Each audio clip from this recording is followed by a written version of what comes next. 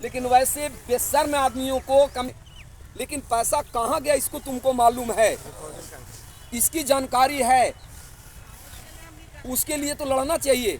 जैसे आज हमारे धर्मवीर भाई आए, इनके ऊपर भी बहुत तरह का आरोप है। लोगों ने कहा गोली मार देंगे, इन्होंने कहा भैया मार दो, हम तो चल रहे हैं आगे पीछे, जे कार उसके साथ चल रहे हैं। तो साथ जब तक हम लोग नहीं चलेंगे पैसा 1 रुपया मिलने वाला नहीं है। ऐसा नहीं है कि जो ठग पीड़ित परिवार तब जब के माध्यम से जो बन रहा है ये पैसा दिला ही देगा, इसको भी नेगेटिव मान के चलिएगा। लेकिन सरकार जिस सरकार ने पूरे ताकत के साथ कहा कि हमने इतनी कंपनियां को बंद कर दिया है, अब कोई ठगे नहीं जाएंगे हमारे भारत के लोग। अब किसी का पैसा डूबने वाला नहीं है। वो है मोदी सरकार। सीना ठोक के कहा मोदी ने कि हमने 3 लाख कंपनी को बंद कर दिया। वाह रे वाह,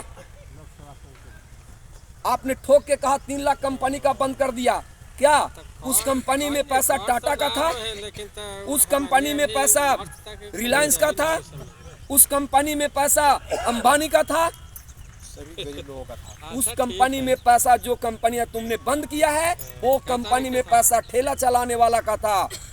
थोड़ा थोड़ा दिल्ली पंजाब का मान हमारे भैया कमा रहे हैं, भाभी यहाँ पैसा जमा कर रहे हैं, वैसे लोगों का पैसा था। विपक्ष ने कहा कि सरकार ने वाहवाही नहीं लूटा इतनी कंपनियां को चलाकर या बंद करके।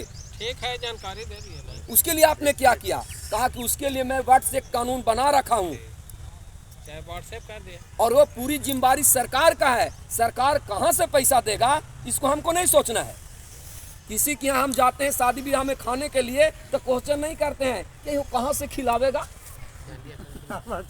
क्या सरकार नौकरी दे रहा है, कहाँ से पेमेंट देगा, इसकी जिम्मेदारी हम लोग ले लिए क्या?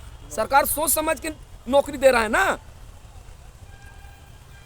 बहुत सारा दारू बंद हो, बड़ा टैक्स कम आवेगा सरकार को, एकदम भूखमरी हो जाएगा बिहार। कहाँ भूखमरी हो गया? जहाँ दारू मिल रहा था 100 रुपए बोतल में 300 रुपए बोतल बिक रहा, फिर भी लोग पी रहा है। ऐसा कुछ होने वाला नहीं है। सरकार के पास बहुत सारा उपाय है।